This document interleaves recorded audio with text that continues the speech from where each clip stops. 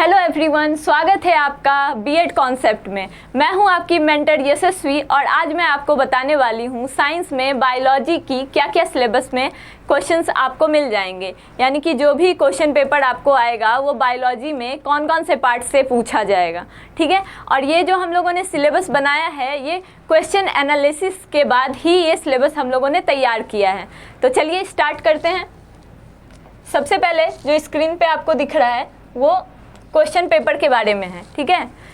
Question paper दो parts में होंगे, यानी कि पहला पेपर जो होगा उसमें आपसे दो सब्जेक्ट के बारे में पूछा जाएगा। पहला है जनरल नॉलेज और दूसरा है भाषा, ठीक है। 50-50 क्वेश्चन आएंगे इसमें, ये बात हम लोगों को पता है। आगे बढ़ते हैं हम लोग नेक्स्ट स्लाइड में, जिसमें दूसरे प्रश्न पत्र के बारे में बोला गया है। इसमें भी दो खंड में क्वेश्चन होंगे, यानी कि जनरल एप्टीट्यूड आपका पार्ट ए में आ जाएगा, यानी कि खंड अ में, और इसमें भी आपको 50 क्वेश्चन मिल जाएंगे।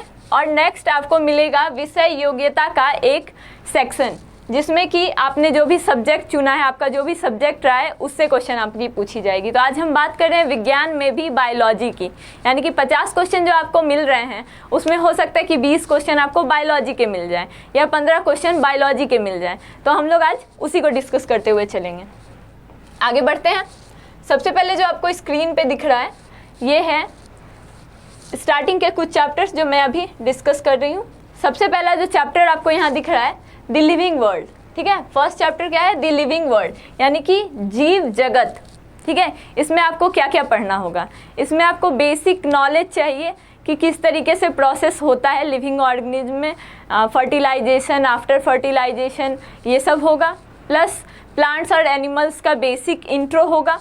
तो इस तरीके की चीज़ें आपको द लिविंग वर्ल्ड में मिल जाएंगी, यानी कि जो भी ऑर्गेनिज्म अर्थ पे हैं उनके बारे में इसमें बात की जाएगी। और जनरल इससे इजी क्वेश्चंस ही आते हैं, ठीक है।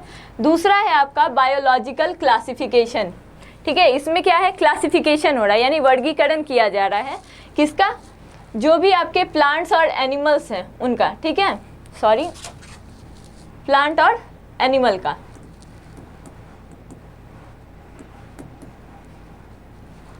आगे बढ़ते हैं। नेक्स्ट जो आप लोगों को दिखेगा इसके बाद चैप्टर 3 एंड चैप्टर 4, ये क्या है? जैसे आपने बायोलॉजिकल क्लासिफिकेशन पढ़ लिया, यानी कि जीव जगत का वर्गीकरण। इसको जब आप पढ़ लोगे तो आपको basic knowledge plant kingdom, animal kingdom की आ जाएगी। तो थर्ड और फोर्थ चैप्टर में जो हम लोग को यहाँ दिख रहा है, इसमें क्या होगा कि आपको स्पेसिफिक प्लांट किंगडम और एनिमल किंगडम के बारे में पढ़ने को मिलेगा।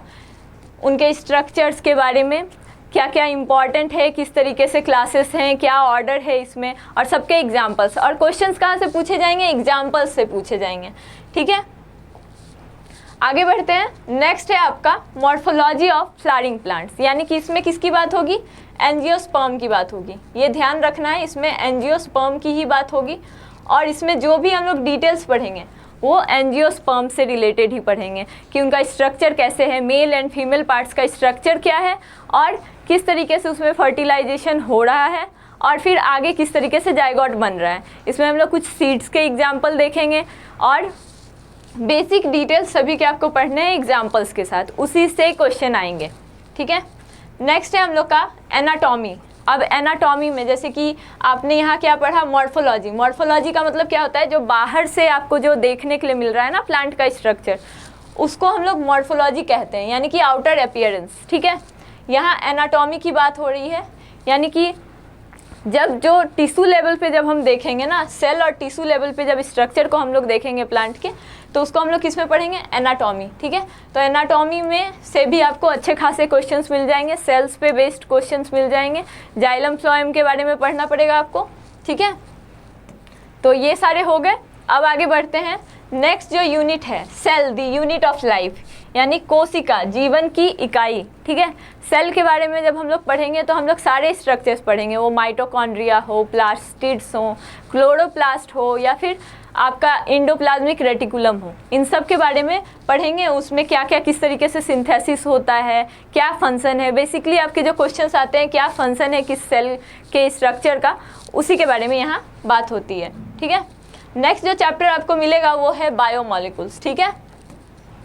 बायोमॉलिक्यूल्स में आपको पढ़ना होगा कार्बोहाइड्रेट, लिपिड, न्यूक्लियोटाइड, इन सब का स्ट्रक्चर पढ़ना होगा, प्रोटीन का स्ट्रक्चर पढ़ना होगा, किस तरीके से उनका स्ट्रक्चर बनता है और किस तरीके से वो फंक्शन करता है, ठीक है।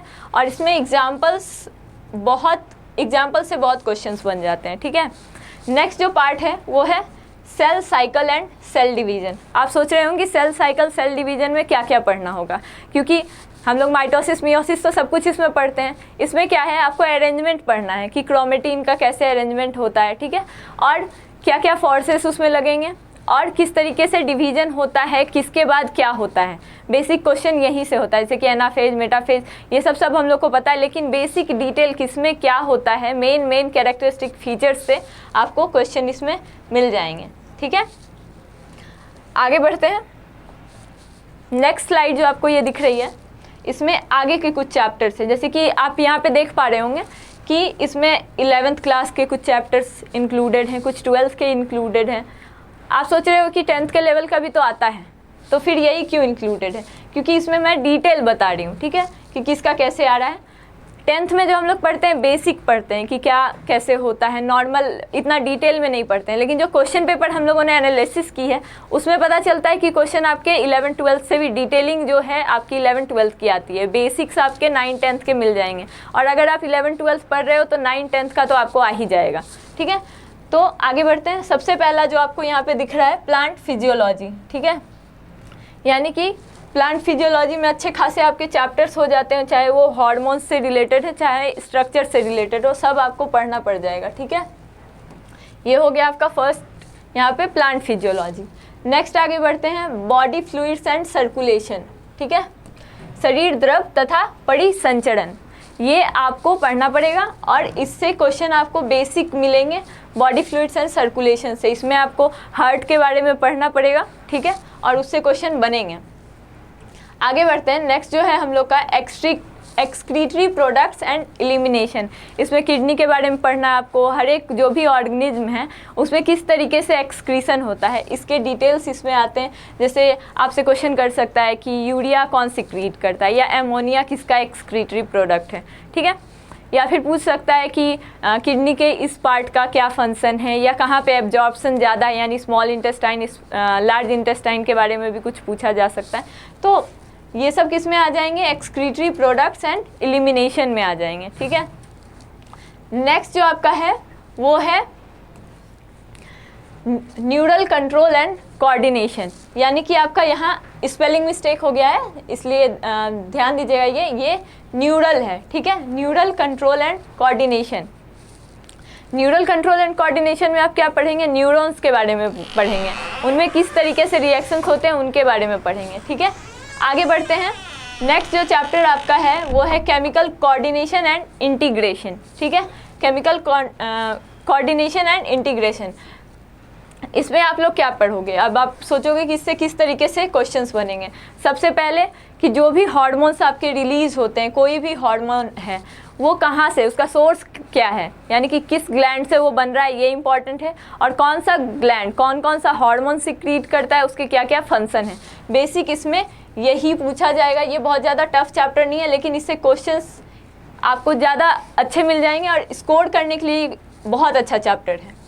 नेक्स्ट चैप्टर है रिप्रोडक्शन इन ऑर्गेनिज्म, ये 12th से है, ठीक है। रिप्रोडक्शन इन ऑर्गेनिज्म जब भी हम लोग पढ़ रहे हैं 12th की बात कर रहे हैं, 12th वाले सिलेबस से बात कर रहे हैं हम लोग, तो इसमें आपको बेसिक अंडरस्टैंडिंग हो जाएगी, बेसिक सब कुछ पता होना चाहिए।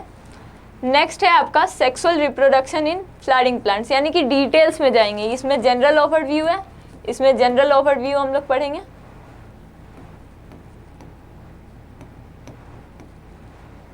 और इसमें भी एंजियोस्पर्म की बात हो रही है, ठीक है। नेक्स्ट है आपका जेनेटिक्स एंड इवोल्यूशन, इसमें 2 यूनिट को साथ में रखा गया, यानी 2 चैप्टर्स को साथ में रखा गया जेनेटिक्स एंड इवोल्यूशन में। इसमें बेसिक आपके क्वेश्चंस आएंगे, बहुत टफ नहीं आएंगे। इवोल्यूशन, ह्यूमन इवोल्यूशन, इसे पूछा जाएगा आपसे, डार्विन के बारे में पूछा जा सकता है, मेंडल के बारे में पूछा जा सकता है, ये सब ही जेनेटिक्स में आएगा। और बेसिक सिंड्रोम्स आ सकते हैं, यानी कि क्या डिजीज़ कैसे काउज होता है, इसके बारे में पूछा जा सकता है। नेक्स्ट है बायोलॉजी इन ह्यूमन वेलफेयर, इससे बहुत इजी क्वेश्चंस आ जाते हैं और क्वेश्चन आपको कैसे आएंगे, जैसे कि कोई ऑर्गेनिज्म है, जैसे कर्ड फॉर्मेशन होता है तो उसमें कौन सा ऑर्गेनिज्म इन्वॉल्व है, आप लैब जानते होंगे, लैक्टिक एसिड बैक्टीरिया। तो ये सब इस तरीके के क्वेश्चन इसमें आ जाएंगे, यानी कि ह्यूमन बेनिफिट में कौन कौन सा ऑर्गेनिज्म हेल्प कर रहा है, उसके नेम और उसका फंक्शन, यही है इस चैप्टर में। लास्ट है चैप्टर में इकोलॉजी, ठीक है। इकोलॉजी से आपको बेसिक क्वेश्चन मिल जाएंगे, जैसे चिपको मूवमेंट के बारे में पूछा जा सकता है, कौन सा रिफॉर्म कब आया, पॉल्यूशन के लिए कौन कौन से बोर्ड्स हैं, या फिर आपसे इस तरीके के क्वेश्चन किए जा सकते हैं कि नॉइज पॉल्यूशन के लिए लॉ कब आया, या फिर जो भी आपके पॉल्यूशन से, बेसिक पॉल्यूशन से, बायोडाइवर्सिटी से, कंजर्वेशन से, इसी से क्वेश्चन होंगे, ठीक है। तो ये रहा हम लोग का बायोलॉजी का पूरा सिलेबस जिससे कि क्वेश्चन बनते हैं। और सिलेबस जो भी है आपको ये समझना है कि ऐसे क्वेश्चन आपको 5%, मतलब अगर 20% है इसमें, तो मैं बोल सकती हूँ कि 5% जो क्वेश्चंस हैं आपके जो आ रहे हैं वो कैसे आएंगे, इजी टाइप के आएंगे, ठीक है। और बाकी के 15%, अगर 20% में टोटल मान के चले 20 क्वेश्चन आते हैं या 15 क्वेश्चन आते हैं, तो 5 से 7 क्वेश्चन आपको ऐसे मिल जाएंगे जो कि इजी बेसिक लेवल के होंगे, 9-10 से होंगे। और बाकी के जो क्वेश्चन होंगे उसका कहीं ना कहीं लेवल 11-12 वाला होगा। तो इसलिए सारे चीज़ का डिटेल आना ज़रूरी है। अगर आपको CUET से रिलेटेड कोई भी जानकारी चाहिए, बीएड कॉन्सेप्ट से कोई भी रिलेटेड जानकारी चाहिए, तो आप इस नंबर पे कॉल करके पूछ सकते हैं। जो हमारा कोर्स है उसको ज्वाइन करने के लिए भी आप हमसे कांटेक्ट कर सकते हैं। और अगर आपको ये वीडियो अच्छी लगी हो तो लाइक, शेयर एंड सब्सक्राइब करें। Thank you.